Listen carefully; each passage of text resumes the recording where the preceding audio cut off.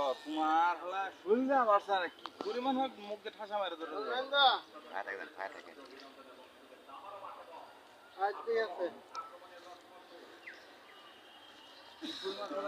আমরা এখন পুকুরে মাছ দেখছি।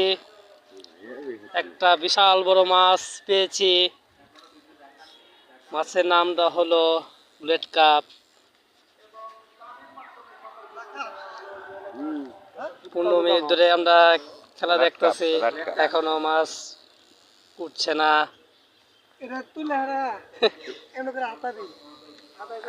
মাছটা বাজিয়েছে আমাদের করমপুর কাইল্লা মিজান।